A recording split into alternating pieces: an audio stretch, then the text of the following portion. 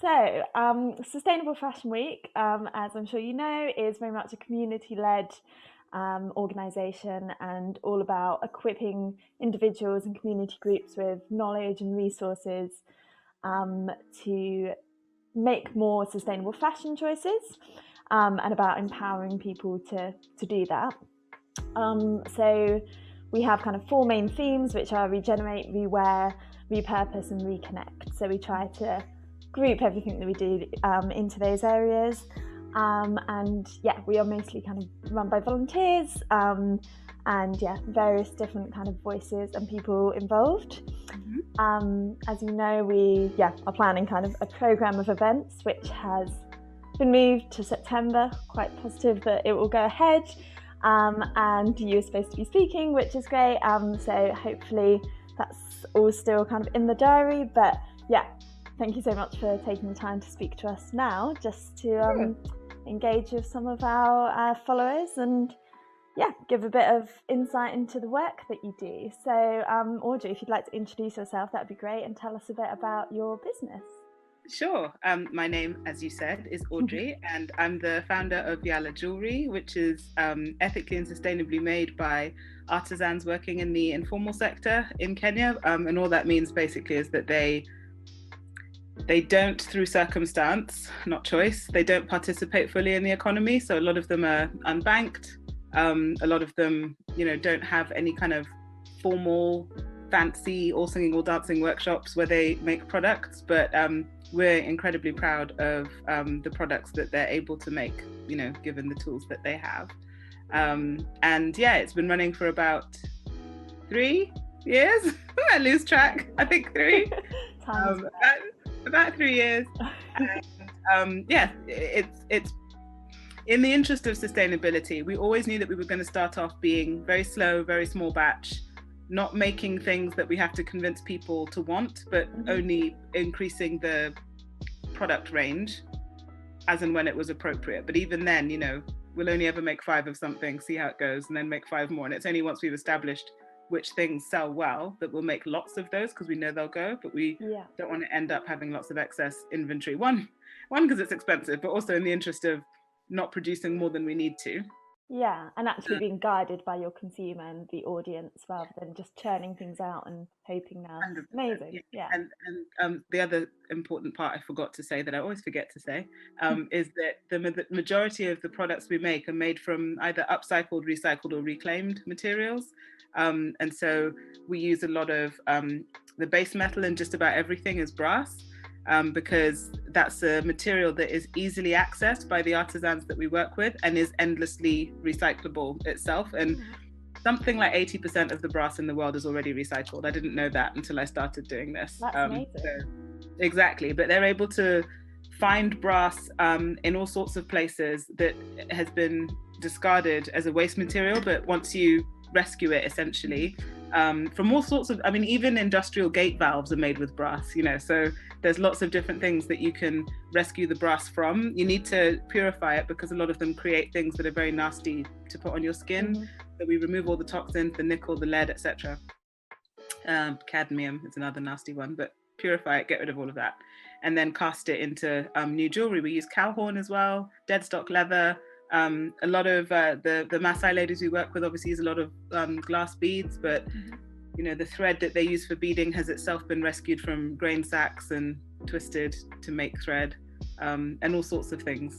So I love the fact basically that it's a very in Swahili it's called jua kali, but it's basically the idea of want not, waste not, and use what you have to do what you can, rather than always buying the raw materials. Collect what you already have, and then of course there are things that we do buy, like earring hooks and necklace chains, things that aren't locally available in Kenya. Amazing. But that's great. So I guess they're adapting all the time as well, just by what materials are there and being innovative with things they come across, and trying out different materials, which that's really exciting. Products are evolving. And exactly, it's because some of them are also, like, these Maasai ladies are in an incredibly rural area, super rural, and so I remember saying to them, well, if you run out of needles, just buy some more. I felt really so dumb because they were like, where? Yeah. And for me, it's like we just go online and they get delivered. No, of course not. You know, for them. And I did, yeah, I felt really dumb in that moment because I was like, look around. There's nothing but giraffes and thorn trees. I'm yet to meet someone. I mean, I suppose there's lots of tech bros that do this, but I'm yet to meet someone who has a business similar to mine, or that they sat down one day and said, I'm going to start a business and I'm going to do this, and this. Like, no, it never works that way. Yeah. I always used to love doing crafts. Like my granny taught me how to do certain things. My mom, my aunties, various other people in my family taught me how to do crafty things. And then, you know, I grew up and discovered YouTube and Pinterest. And so you do more crafty things. And then it's like a gateway drug. One thing leads to another. And then I used to live in Edinburgh, and I had a friend who said to me, have you ever thought about selling the things that you make? And I said, no, of course not. Who's going to buy them? Like, I'd make things to give away, you know, or like make quilts for friends who'd like had babies, or, you know, my friend's sister who had that kind of thing. Yeah. But this friend, she's called Leela, she said, oh, you should try and sell the stuff you make, and you should also start a blog and like take pictures of the things you make, and then other people could see them too, and then you could get an Etsy shop. And I was like, what's Etsy? And she was like, oh my God, you don't know that. And yeah, it was a very slow burn, and there were several times that I just pulled the plug and said, I'm not doing this anymore, it's too hard, and that's because I was going about it the wrong way. You can't do everything yourself, you just can't. And so after a while, a different friend who was also involved in this said, look, why don't you find someone else to make all of the products, and then you can focus on building the company without the stress? Because I was still working 9 to 5, you know, like without the stress of having to do all of the things all of the time all by yourself. It's not. And so when the next time that I was in Kenya, I was talking to my mum, and she said, oh, you know, I'm sure we could find artisans. There's artisans galore making all sorts of things. I'm sure we could find someone to do what you're doing. And we eventually, through a long, convoluted process I won't bore you with, tracked down some artisans. And once we met one, we met others, and so on. And so, yeah, that's the long and short of how it came to be. It wasn't a single decision. It was lots of little decisions that eventually built up to a point where you're on the fence and you have a choice of continue doing it or don't. And so having decided that, yes, I'm going to do it, I'm going to do it properly. I'm going to get an accountant. I'm going to set up, you know, a proper business bank account, not using one of my random savings accounts. Like, I'm going to do it all properly, and buy the book. And that's been, yeah, I'm glad, because once you separate everything, it makes it a lot easier to manage, for sure. Yeah, definitely. And it's amazing to have those people that, like Leela, that give you the nudge to say, like, actually, this could be so much more, and yeah, to have it grow from that. Well, I mean, luckily DHL kept working the whole time, so didn't have to worry about that.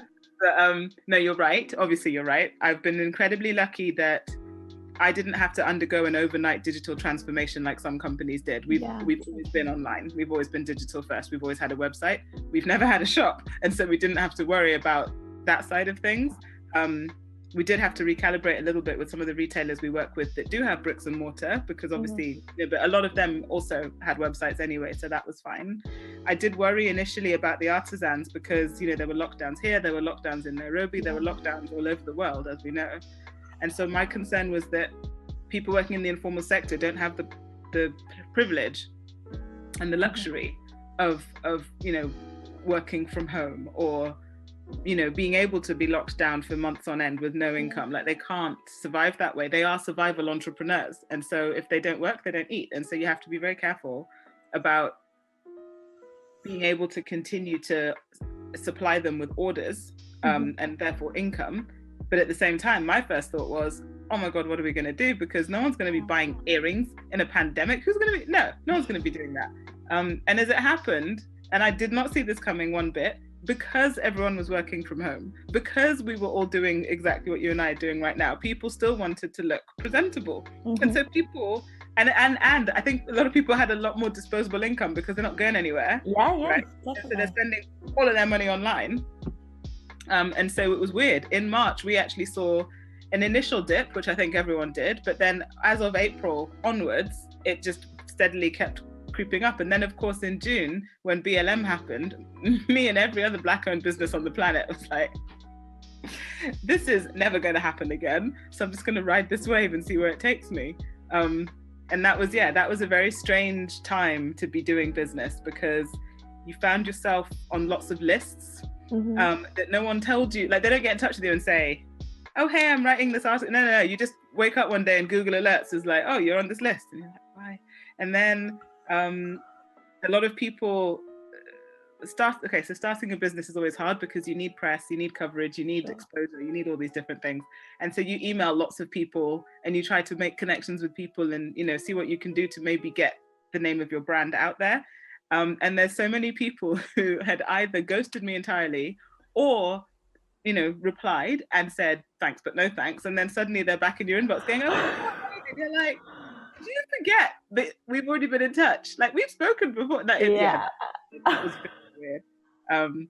Not to be ungrateful. I'll take the coverage, and I'm grateful for the opportunity. It was just interesting that a lot of it was very performative. Yeah. And you know, that was a flash in the pan, and as fast as it came, it went. And the thing is, obviously Black people aren't a monolith, but of the friends and other business owners I talked to, we all said the same thing, which was, it won't last. It won't, like in a month. And you've seen that. It's, you know, your prediction. Yeah. Yeah, I mean, you don't see people posting black squares anymore, do you? No, and the hashtags all die out again, and people move on to something else. And yeah, so as fast as it became at the height of everyone's consciousness, it's now, you know, for a lot of the people that were being incredibly performative, it's fallen off their radar, just as we suspected it would. But you know, that's how these things go. So to answer your question, that's a really long answer, sorry. No, not at all. It's been a weird year. Exactly. Yeah, and that's, you know, a multitude of external things that have then affected your sales, both for good and bad, I suppose. But absolutely, yeah. The challenges are constant and ever present. Yeah. They never go away. I was telling someone the other day that running a business is just a endless process of solving small problems, and the problem changes from day to day, but there's always something to figure out and solve. So, you know, at the moment the key challenge is around scale, because I think that if you were a traditional business, you have a very clear path that you're supposed to follow, but when you're trying to be sustainable, you do everything a lot slower. But if you're going to survive as a business, you do need to make profit, but at what cost? You know, so that's an endless balancing act that I struggle with every day. But in terms of what's on the horizon, we're working on some new products right now, but as you know, because of all sorts of things, not just COVID, but the fact that I haven't been able to go to Kenya in a really long time has made it, I mean, thank goodness for WhatsApp, but it's made it really difficult to do things as seamlessly as I would like. And also because, you know, compared to a year ago, we're selling a lot more product. That means that the kind of rate of production and that whole cycle is turning over a lot faster, and that presents its own challenges. But in terms of, you know, the hopeful side, we want to introduce new product lines. Like if you were to say to me, what do you see it as in 10 years? I would probably say that it would be like an all-round lifestyle business, not just jewelry, because there are so many other artisans that I would love to work with. You know, there are people in Western Kenya who make the most amazing beaded wooden stools. I have one, but it's not easily accessible to bring it. Like that's a cultural thing from the people that live in that part of the country. So I'd love to introduce things like that, introduce things like, like random homewares, so things for the dining table, things for the home, wall hangings, that kind of thing. And so these are all things that I think to myself, like, they're all possible. But what I've learned from working with one group of artisans is it's very time intensive, and it requires a lot of energy and a lot of focus to get it right. Especially since things like the quality standard expected from my customers has to be consistent. And once you've set that standard, it means that even if it's the same pair of earrings that we've been making for 3 years, they need to be exactly the same every time. And that's not always so easy to achieve, especially when you're doing everything via WhatsApp, So that, those things can be hard. And those are the sorts of things I try to keep in mind as we move forward. And so I think to myself, okay, if you're going to start doing little wooden stools, you know, you're going to need to consider this, that, and the other. Not to mention, customs in this country carved a huge hole in one that was sent to me because they thought it was hiding drugs. So God, I don't know how people get around that. How do you ship art around the world without some customs agent going, nah, that's blatantly cocaine? I don't know.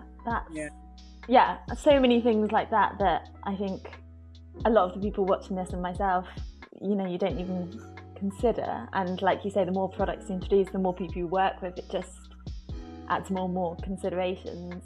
Like I said, it's just endlessly solving a series of problems. Yeah, absolutely. Well, I think you're doing an amazing job. And the fact that I've seen that you're B Corp, and correct me if I'm wrong, the first UK jewellery brand to be a B Corp, so that's amazing. And yeah, definitely testament to the products that you're making and the work that you're doing and the people you're working with. So that's really great. Not an easy question, but no, it's not an easy question, but I think about this a lot all the time. I thought about it a lot, especially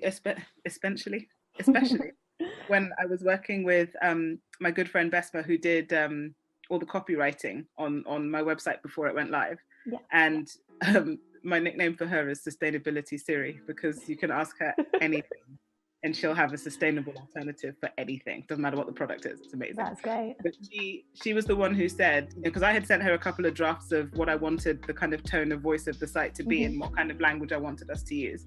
And she said, the thing is, if you constantly beat people over the head with the sustainable and ethical side of it, you'll scare them away because they'll feel guilty. They'll feel that, well, I don't do that and I'm not like that 100% of the time in every aspect of my life, and therefore I'm just going to run away screaming because I don't want to be made to feel bad, which is valid. Nobody wants to. And there's always more people could do, so it is overwhelming. Exactly. And so what Besma said at the time was, look, talk about why the products are nice and why people would like them, and the fact that they happen to be sustainable and ethical is a surprise that they can enjoy later. And so if you take your whole life, from the washing powder you use to the tights you wear, and Besma has sustainable tights, try not to change everything at once and try not to be perfect, because there's no such thing as a 100% sustainable company. There just isn't.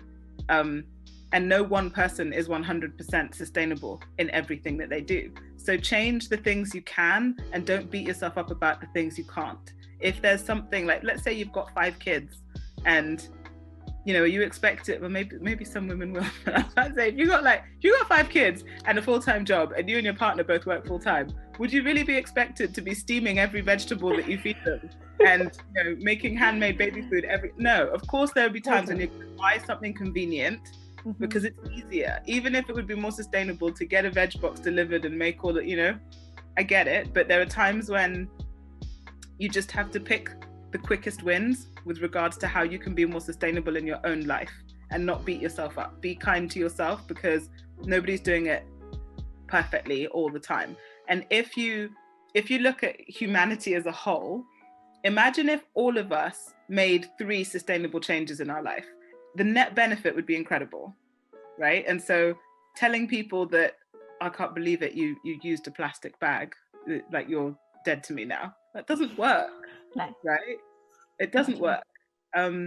We have to focus on the things that people are doing well. And more importantly, most important of all, and I wish the media would get better at doing this, the worst net polluters are not individuals, it's corporations.